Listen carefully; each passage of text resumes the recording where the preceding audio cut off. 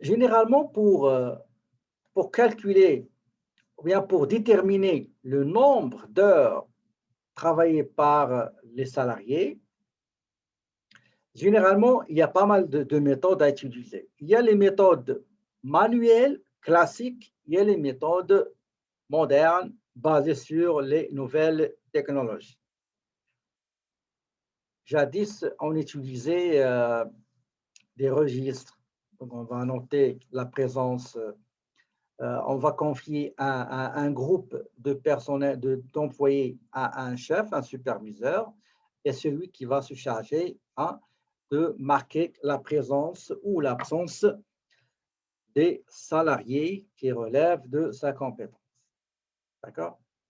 Donc, c'est le manuel. Donc, un registre, ou bien Excel, ou bien je ne sais pas moi quoi, mais le travail, il est fait manuellement.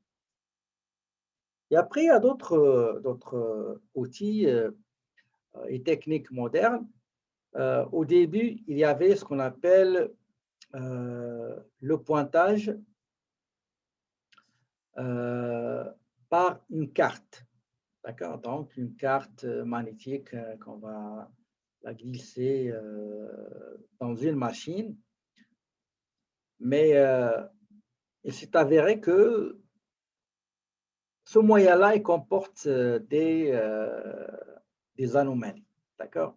Des inconvénients. À votre avis, le fait de pointer avec une carte magnétique, à votre avis, imaginez, vous êtes l'employeur, quel sera votre souci en ce qui concerne l'installation d'une pointeuse, on appelle ça pointeuse ou radiateur, en tant qu'employeur, cette machine-là, ce qu'on appelle soit pointeuse, soit horodateur, quel sera votre souci?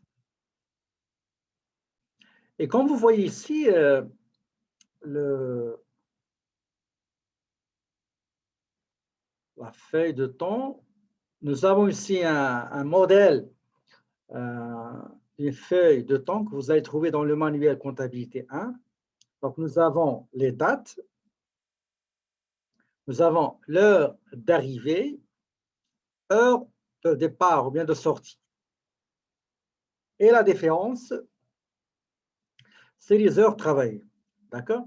C'est les heures travaillées. Et on va scinder, on va décortiquer les heures travaillées en heures normales et heures supplémentaires. Pour les heures supplémentaires, il y a les heures qui seront payées à 50, majorées à 50%. Ça veut dire que qu'est-ce que ça veut dire pour vous, payer une heure supplémentaire à majoration 50%? Qu'est-ce que ça veut dire pour vous? Par exemple, supposons on va payer 20$ l'heure. D'accord? Mais 6 heures, c'est des heures régulières, OK? Heures régulières ou normales. Normales. D'accord? Il y a des entreprises qui vont dire, par exemple, taux, 10 heures, taux horaire. Celui-là, on l'appelle taux horaire régulier. Regardez, tout ça, on va le voir durant les exercices qui vont venir. Ça, c'est bien de le voir maintenant. Régulier, taux horaire régulier. J'ai dit que, par exemple, le taux horaire régulier, pour les heures régulières, admettons, par exemple, c'est 20$ l'heure. D'accord? 20$ l'heure. Heure régulière ou normale. Taux horaire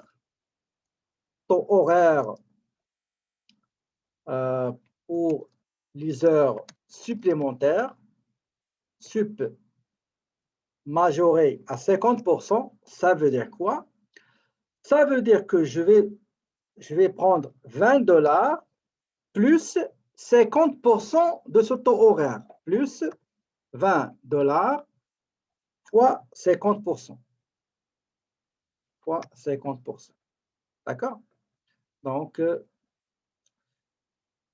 ou bien 20$ pardon, 20 $ fois 1,5. Ça veut dire fois 1, c'est 20 plus la moitié. On va dire le personnel. On va écrire ici heure. On va dire par exemple journée de travail.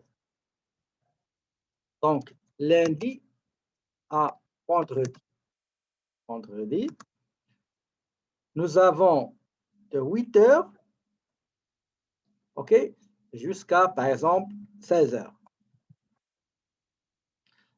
Ça c'est heure régulière. OK, heure régulière. Au-delà de ces heures-là, ou bien avant ces heures-là, ben, ils seront des heures supplémentaires. Maintenant, une autre question qui doit être posée. Est-ce que dans n'importe quelle heure supplémentaire, est-ce qu'on va appliquer le même taux? Eh bien, non. Il y a ce qu'on appelle taux majoré à 50%, il y a taux majoré à 100%. D'accord? À 100%. Pour ce qui est 50, par exemple, on va dire si les heures se font hors les heures normales du travail, ça veut dire de 8 heures jusqu'à 14 heures, après-midi, plus samedi. OK? Plus samedi. Un exemple. Pour ce qui est temps horaire 100%, ça veut dire quoi? Ça veut dire le double. Donc, double, l'heure sera rémunérée doublement. Double taux horaire. Ça veut dire quoi? Ça veut dire 20 $ fois 2. Ça veut dire 40 $. Ici, on ne l'a pas calculé, excusez-moi, on ne l'a pas calculé ici. Ici, c'est 30 $.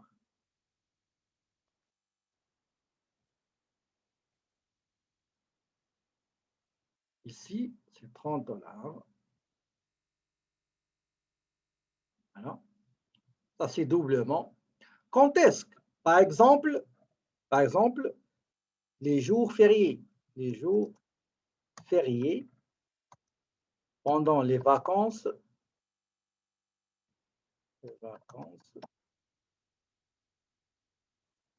et jours chômés, par exemple, jours chômés. Quelle est la différence entre jours fériés et jours chômés? Quelle est la différence entre jours fériés et jours chômés?